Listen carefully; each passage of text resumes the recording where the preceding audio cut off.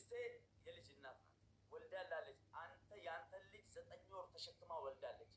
መውለድ ብቻ አይደለም ድጋሚ እርጉዝ ናት። እሷን ይቅርታ ጠይቂ ሚዲያ ላይ መውጣትን አልኳት። ኖ መነሻ እሱ ነው አለች። በቃ ተወነሷል። አሁን ወደ አንተ መጣሁ። ወንድም አባት ጅኒ እያልክ አይደል?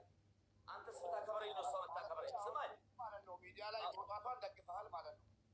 የትግ የለውም አሁን መደገፍ አይደለም። አሁን እኔ እያልኩ ያለሁት እንደቀምንኒ እንደቀምን ስሪ ዱበታ ረማመነ ከጀደ ኢሲር ሲላነ ከበጀ አነ የፉደቴቲ ባቲ ቱርቴ ጡቃ ቀበቴራ አትሞ አከባትነ ከበጀ ናፊቲ ይፊኝ አንገሩ ማን እንጀዳ ስረት ማምኮ ሰሚራሉ ተስባቴ ኢፋማ ዮ ኢንለ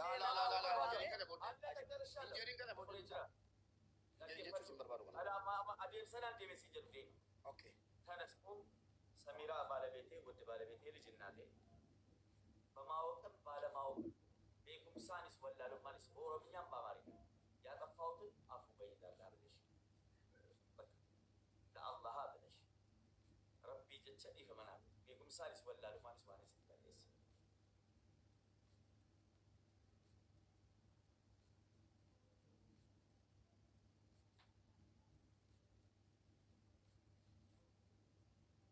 jadi mau bekal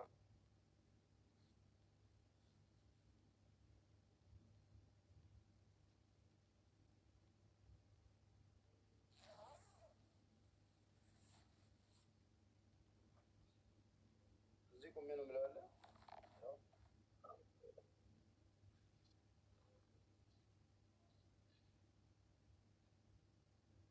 እውነት ለመናገር አዎ ባለቤቴ ናት፣ የልጄ እናት ናት። ትክክል ነው። እያከበርኳት ነው ዛሬ የደረስኩት። የከፋኝ ትላንትና ሚዲያ ላይ ስለወጣች ነው። እሱንም ደግሞ ይቅርታ ጠይቂ ተብላ አይ አላጠፋሁም ብላለች አይደለ? ችግር የለውም። እኔ ዛሬ ግን እዚህ ጋር የሆነ ነጥብ ያዝልኝ፣ ለነገውም ራሱ ማለት ነው። ሌላ ነገር ነው። ለማንኛውም እዚህ ኦኬ ሰሚራ ባለቤቴ የልጆቼ እናት አንድ ወልደሽ ያሳየሽኝ፣ አንድ ደግሞ አርግዘሽ ከወዲሽ ያለሽ ይቅርታ አጥቻለሁ። ባወቅም ባለማወቅም ለጠፋሁብሽን ነገር ይቅርታ።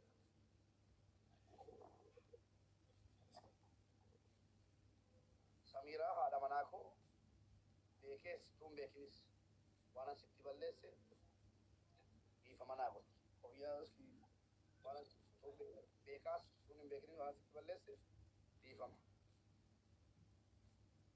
ሀየ የመጨረሻ ውሳኔ ጀዛከላ አላህ ያክብርህ። አላህ ትልቅ እንጀራ ያውጣልህ። ከበላ ከሁሉ ነገር ጠብቀው። ቆይ ሰውዬዎች ነው የሚሮጠው። ችግር የለበትም። አሁን የመጨረሻ ውሳኔ ይቅርታ መጠየቅ ማክበር፣ እኔን ማክበር፣ ይህን ህዝብ ማክበር ነው። አላህንም ማክበር ነው። ይህም ህዝብ ያከብራል፣ አላህም ትልቅ ክብር ላይ ክብር፣ ግርማ ሞገስ ላይ ግርማ ሞገስ ይሰጣል። በኔ አላህ ያክብርህ። አሁን ነገ የአንገት ወርቅ፣ የጆሮ ወርቅ፣ የጣት ወርቅ ለሰሚራ አምጥተህ እዚህ ቤቴ ላይ ታደርግላታለህ። ለምን ካል አየህ ፈይፈችው ይባላል። ሁሉ አንዳንድ ጊዜ ድንበር ሲታለፍብህ አንተ ደግሞ ድንበር አልፈህ ትወዳለህ፣ ድንበር አልፈህ ታደርጋለህ። እርድና ነው የራሱ የቻለ ህይወትን ታስቀጥለዋለህ ማለት ነው። እንደ ሰዎች አትሆንማ። ሀቢብና ሙሐመድ ሰለላሁ ዐለይሂ ወሰለም እንዳሉት ልክ እንደ ጎና አጥንት ናቸው። እዛው ላይ ያዛቸው። እንዲህ አቃናለሁ ካልክም ይሰማል። ዝቅ እመነኝ። ሶስተኛ ዙር ላይ ራሷ ሜቢ ወይ ደውላ ፈልጋ ባሌን ጥራ ብላ እሷ ደግሞ ከፈለገች ሰርፕራይዝ አድርጋ እንዲህ ነው። በሁለት ነገር ነው የሰው ልጅ የተፈጸመው። አንድ ገባ ጥሩ ነገር መልካም ነገር አድርገህ፣ አንድ በራስህ ባህሪ ማለት ነው። ባህሪ ግን በባህሪ ምናምን ተለማመን ተጠያየቀ። አሁን ደግሞ ደግነቶችን አብዛ። ግድ የለም እኔ ሄድ በምል ይሄዳል። ሶሪ እሺ ሶሪ። ስለዚህ ይሄን እንደ አንድ ወንድም እሺ ከቱ ማይኔ ሰሚራ ማንተ ሚለሳ አየ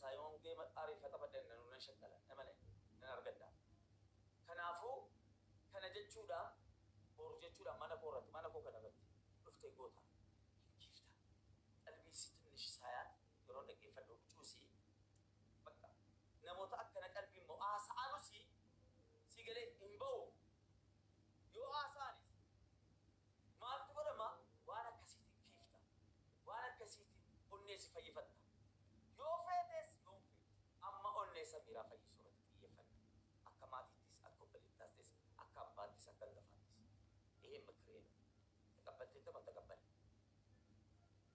እሺ ገሩዋት ትሩበሉ ኩበና ካባታ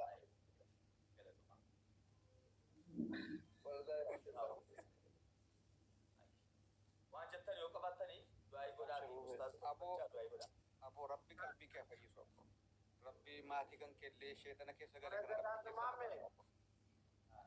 faadhu maamme rabbi amrii kee dhireessu wallaahi baay'ee nu gammachiifte rabbi si haa jiraachisu umurii kee dhireessu gammade wallaahi Nazif, nuraddiisituu wal bira jira Nazif, argibal qabsiisii afootu amma Samiraan illee waa hundaa dhagaa jirti kunoo cinaa isii jira. Samiraa Samiraan ilageeffadha takkatti waa jawaabuu barbaaddi.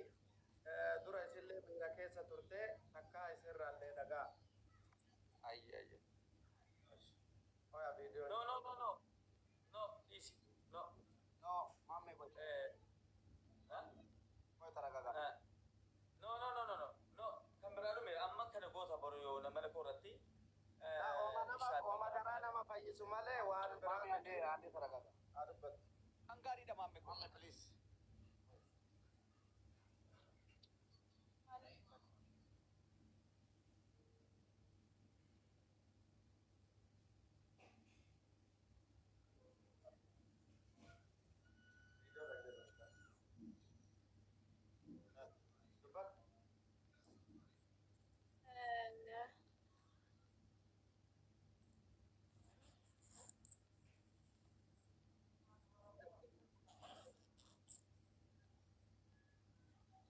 Maamee dabalatee hundumti keessaniyyuu ani miidiyaarra nama miidiyaas miti miidiyaarra kanan dhaqes akkuma isinitti hime miidiyaarra dhaquu kootiif garuu hundumti keessaniyyuu dhiifama. Allak. Amma wanni kun maame amma takkatti. Amma Anas takkatti. dhiifaman gaafatin nama miidiyaas Amma takkatti maame ko. maammeen si fayyadu ummanni miidiyaas namni si fayyadu namni rabbiin halaala godhe jaallattus jibbitus saabiqaa jedha oromoon saabiqaa rabbi sii kenne mubaarakiin kan hammaatus jallatus gaarii ta'us ajatus dhabus argatus jallatus sii galee kan rabbi sii kenne saabiqaa kan kee jechuudha walla'aan dhugaa jirtu kana mee ajaba bitaanis mirgaanis ol fuudhaa gad fuudhaa ilaalame meetiin godhaa waan kana bakka saabiqa rabbi sii kenne kana dhiifama godhe wal fayyifadhaasi nyaalleedhaa chikkire nu ani nama kabajaa kana fedhii minaamni xibaaros miti እንደዚህ አይነት ነገር እኔ አልፈልግም wanti guddaan jireenya keetti fufsiisuun abbaa manaa kee dhiifama gaafadhu bas achuma irratti Pirezidaanti maame amma akkana goona nullee rabbitu itti nu fide atillee waan gaarii dalaydee rabbi jazaa si haa kafalu amma Samiiraan bakka Mubaarak jirutti dhayxee salaamata olaa fuudhanii amma isii achi isa bira geessina bakka viidiyoo dhiifama kaa viidiyoo baasuun barbaadu.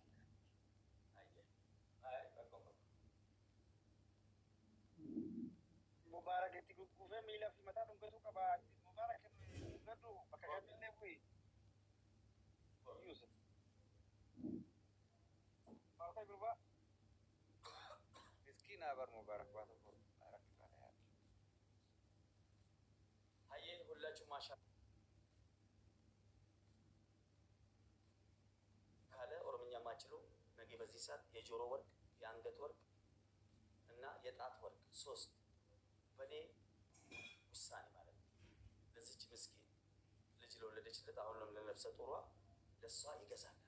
ይህንን ይወስድ ተበድሮ ምን ብሎ ካለው ከራሱም ላይ በቃ ያደርጋል። ዝም ብሎ አንበሳ ዩኒቨርሲቲ እያወረዳል የሚውለው እየዞረ ለሚስቱ ምን ችግር አለው? ይሄ ቢያደርግ ቀላል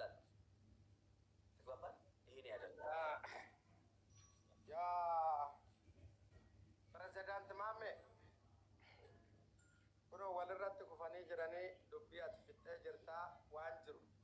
Kuno anis jira, atis jirta keessan dawwalii fi waan sirraa'u qabu tokko sirreessi odeessa kan kee waliin lafarratti haasa'utu irra caalaa.